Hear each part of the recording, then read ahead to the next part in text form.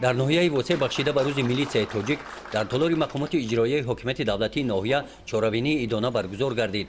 در این جمع آمد سابقه‌داران مقامات کارهای داخلی رهبریت و هیئت شخصی شعبه وزارت کارهای داخلی در ناحیه وسع اشتراک نمودند. چهاربینی را سردار شعبه وزارت کارهای داخلی در ناحیه وسع پالکوونیک میلیسیا رجبزاده رستم سفرعلی آغاز نموده ذکر کرد که همه ساله در جمهوری روز میلیسیا با شکوه و شهامت خاصه تجلیل کرده می شود که این باعث افتخار و سرفرازی هیئت شخصی مقامات کارهای داخلی می باشد.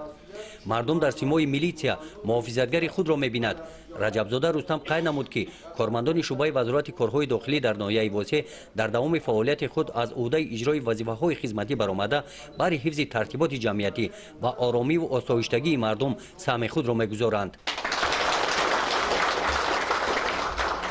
سپس معاون رئیس ناحیه وسع لاله غلامова برآمد کرده قید نمود که مقامات کارهای داخلی در حفظ حقوق ترتیبات جمعیتی، تامین امنیت جامعه و تحکیم آرامی و ثبات کشور نقش و مقام خاصه دارد. هیئت شخصی و کارمندان این مقامات همچون حامیان با اعتماد دولت و جامعه با متانت و شجاعت و دلیری و مردانگی در پایداری دولتداری نوین تاجیکان نقش اساسی گذاشتند. در ادامه چهاربینی رئیس شورای سابقه‌داران جنگ و میلیسیا سفرعلی سیدعلیف برآمد نموده دایر به خدمت‌های صادقانه و صافدلانه کارمندان میلیسیا برای حفظ ترتیبات جمعیتی، ارزش‌های ملی و برقرارسازی ساخت کنستیتوسیونی سخن کرد. از نام رهبریت شعبه وزارت کارهای داخلی در ناحیه وسع به سابقه‌داران و رفقافران میلیسیای ناحیه وسع تحفه‌های خاطروی تقدیم کرده شد.